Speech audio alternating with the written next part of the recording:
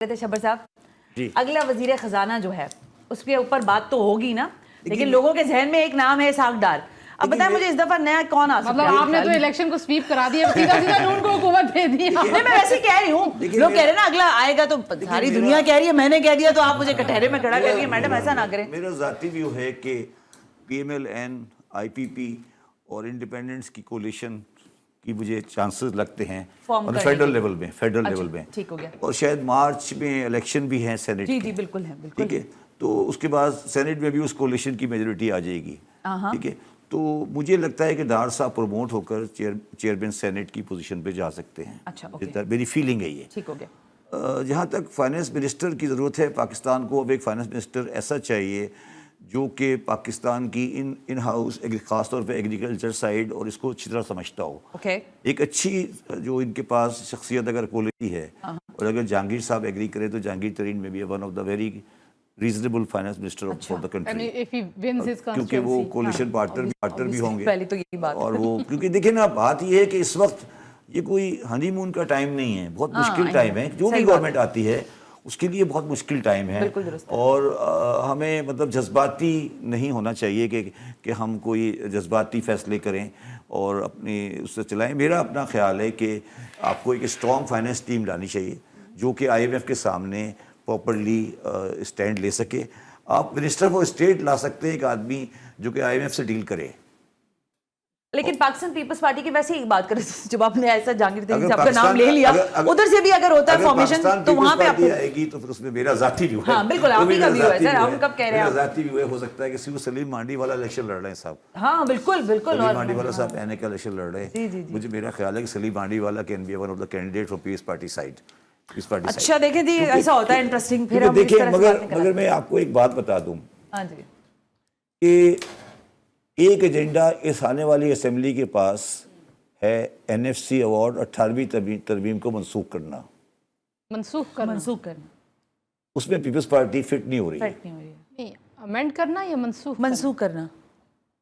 You can bring in new amendments جہاں problem. No, what I am saying کہ N F C award کو review کرنا، let me put like review کرنا، تو اس کو review کرنا میں شاید پیپلز پارٹی فٹ نہیں ہوتی ہے، کیونکہ ان کے لیے بڑا انہوں نے اس کو ایگو کا سوال بنایا ہوا ہے. میرے حساب سے وہ ایگو کا سوال نہیں ہے. لیکن اگر آپ پاکستان کے بنیادی معاشی مسائل کو اس وقت سمجھیں نا، تو پاکستان کی بنیادی معاشی مسئلہ جو ہے وہ انرجی کی اکنامکس ہے. انرجی کی اکنامکس کا مطلب یہ ہے کہ پاکستان کے پاس انرجی کا سسٹم اس طرح چل رہا ہے کہ وہ آپ کی اکنامی کو سک کر رہا ہے، مطلب اکنامی کو روک رہا ہے، چلا نہیں رہا.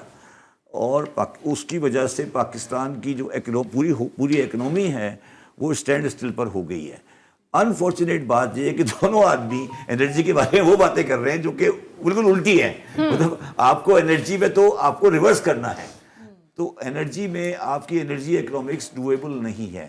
تیسری بات جو آپ نے دیکھا، کوئی بندہ بھی اس الیکشن میں ایک بات نہیں کر رہا، اور پتہ نہیں وہ کیوں نہیں کر رہا، وہ ہے انڈیا کے ساتھ ٹریڈ، ریجنل ٹریڈ. آپ کو جو پاکستان کے نون لیگ والے کر رہے ہیں سر، نون لیگ والے کر رہے ہیں، بلکہ نہیں بلاول نے بھی ابھی میں کل مقصد ہے یہ آپ کو پاکستان کے بنیادی مسائل ہیں جن کو آپ کو حل کرنا ہے. مگر جو بات مجاہد صاحب نے کی کہ عام آدمی کا مسئلہ، یہ جو ساری باتیں ہم کریں نا یہ میکرو اکنامک ایشوز ہیں. صحیح بات ہے. ٹھیک ہے، عام آدمی کا مسئلہ جو مائکرو اکنامک ایشوز ہیں، فار آرگومنٹ سے بچے اسکول نہیں جا رہے، اسکولوں میں ٹیچر نہیں آ رہے، اسکولوں ہیلتھ میں ڈلیوری نہیں ہو رہی، اس کے بارے میں کوئی بات نہیں کر رہا. اور یہ سارے لوگ اس طرح بات کر رہے ہیں جیسے یہ پہلی دفعہ اقتدار میں آ رہے ہیں. اس سے پہلے یہ کبھی پاور میں آئے ہی نہیں، یہ پہلی دفعہ زندگی میں پیدا ہوئے ہیں اور یہ پہلی دفعہ اقتدار میں آئے ہیں اور یہ اس طرح کرتے. دیکھیے میں نے عمران خان صاحب کے ساتھ 6 مہینے کام کیا ہے. میں یہ سمجھتا ہوں کہ ہمارے بہت سارے معیشت دان، میں ابھی بھی یہ سمجھتا ہوں، میں بلاول صاحب کے بارے میں، نواز شریف کے بارے میں، عمران خان کے بارے میں یہ کنونسنگلی کہہ سکتا ہوں، آپ کو آج کنونسنگلی کہہ سکتا ہوں کہ آپ ان کو بلا لیں اور ان سے معیشت کے بارے میں سوال کریں، وہ صرف وہ جواب دیں گے جو ان کو پڑھایا گیا ہے. ان کی اپنی نالج زیرو ہے. समझो मैं क्या कह रहा हूँ, लेकिन समझो मैं क्या कह रहा हूँ, लेकिन ठीक है, मैं तुम्हें क्या कह रहा हूँ, शबाज साहब ये टेक्निकलिटीज हैं नहीं टेक्निकलिटी नहीं, इवन मोटा भी, शबाज साहब जो लीडर इवन मोटा भी ना, अगर आप उनसे पूछे भाई, अगर आप बिलावल साहब को बुलाएं यहाँ पर, उनसे पूछे बिलावल साहब आप बताइए कि पाकिस्तान के बुनियादी इकोनॉमिक मसाइल क्या हैं, वो आपको जज्बाती गुफ्तगू कर सकते हैं आपके साथ कि ये होगा, ये इन्होंने ये किया, मैंने ये किया, मगर उनको रियल इकोनॉमिक इश्यूज का पता नहीं। लेकिन शबाज साहब जो लीडरशिप है, जो लीडरशिप है शबाज साहब, चाहे वो बिलावल हो, नवाज शरीफ हो, इमरान खान हो, जो लीडरशिप है उसके लिए कोई एडम स्मिथ होना भी तो जरूरी नहीं है। नहीं मैं अब थोड़ा आता हूँ। देखिए इनके अंदर इंक्लूडिंग इमरान खान एक इशू आ गया है, वो ये समझते हैं, सारे ये समझते हैं कि पाकिस्तान माशी तौर पर एक मजबूत रियासत है और इसकी गवर्नेंस ने खराब कर दिया इसको। शायद आप तीनों भी ये समझते हो कि पाकिस्तान एक बड़ा आइडियल सा मुल्क है और इसके अंदर बड़ी आइडियल अल्लाह ताला की बड़ी नेमतें हैं और हम इसको चला नहीं पा रहे। वो कुदरती अल्लाह ताला की नेमतों से माला माल है। आपने तीसरी जमात से ये पढ़ाना शुरू किया है कि कुदरती वसाइल से माला माल एक ज़राई मुल्क है और अल्लाह ताला मादनियात की दौलत से भरा हुआ है। आज तक और इस मुल्क का हाल ये है कि दालें भी इंपोर्ट होती हैं।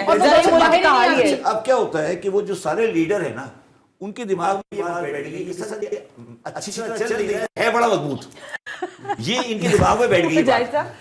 अच्छा इनको ये जिस दिन जब अंदर बैठते हैं तो ना इमरान खान साहब आए, IMF पे नहीं जाऊंगा, IMF पे नहीं जाऊंगा, IMF पे नहीं जाऊंगा। 10 महीने बाद मैं उनके पास गया, मैंने कहा सर IMF में जाना है, अगले महीने बैंकक्रप्ट होने वाले हैं। चले गए IMF में, हुआ ना ये, बिल्कुल हुआ ना ये, बिल्कुल हुआ। ठीक है, इसकी क्या वजह थी? वो तो सिंसियरली बिलीव करता था कि नहीं जाना। अब सवाल मेरा ये नहीं है, मेरा सवाल आपसे कुछ और है। क्या उसकी माशी टीम ने उसके साथ ज़्यादती नहीं की, उसको बताया नहीं था? सही बात है, लेकिन असद उमर इसीलिए तो नहीं क्या था, एक हटे जाती वहां नहीं है कि एक आदमी को, चले वो तो टेक्निकल आदमी नहीं है ना, क्या माशी टीम को ये बताना नहीं चाहिए था कि सर आपके ये प्रॉब्लम है? क्या नवाज शरीफ की माशी टीम को ये बताना नहीं चाहिए कि सर ये प्रॉब्लम इमरान 3.5 साल में तबाह नहीं हुआ है मुल्क, ये मुल्क 70 साल में तबाह। किसके पास माशी टीम है? हाँ ये भी नहीं मैं कुछ और कह रहा हूँ। नहीं माशी टीम किसी के पास भी नहीं हो, माशी टीम नहीं, माशी टीम किसी के पास नहीं है, वो सच नहीं बोलती। ये बात इंपॉर्टेंट कह रहे हैं शबाज साहब, मेरे ख्याल है कि अपने जो भी उनके रहनुमा है उनके सामने जुबान खोलना बड़ा मुश्किल है, बड़ा मुश्किल है।